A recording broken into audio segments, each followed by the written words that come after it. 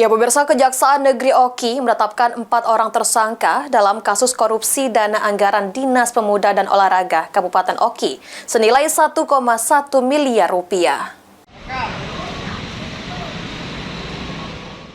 Usai melalui proses penyidikan, tim penyidik pidana khusus Kejaksaan Negeri Ogan Komering Ilir menetapkan 4 orang tersangka dalam kasus dugaan tindak pidana korupsi di Dinas Pemuda dan Olahraga Kabupaten Oki tahun anggaran 2022 senilai 1,1 miliar rupiah.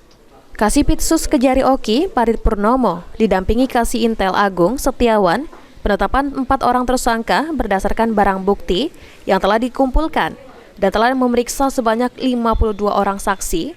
3 dari 4 orang tersangka sudah dilakukan pemeriksaan, sementara 1 orang tersangka hingga kini belum memenuhi pemanggilan dari tim penyidik dengan alasan masih di luar kota. Selanjutnya akan dilakukan pemanggilan kedua pada 7 Maret 2025 besok. Berdasarkan perkembangan penyidikan, tim penyidik telah menyimpulkan dalam ekspos perkara telah terdapat serangkaian perbuatan tindak pidana korupsi yang dapat merugikan keuangan negara.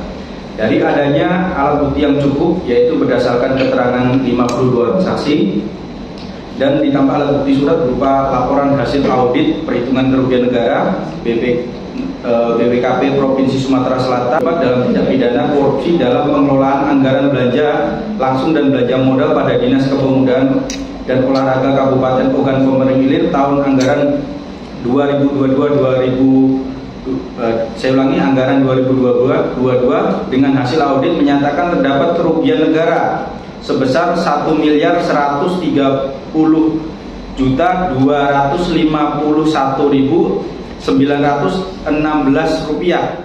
Ditemukan Keempat orang tersangka yakni inisial IT, Kabid Keolahragaan, dan PPTK, Kegiatan Olahraga Dispora tahun 2022. Inisial H, Kabid Pemberdayaan Pemuda, dan PPTK, Kegiatan Bidang Pemberdayaan Dispora Oki tahun 2022.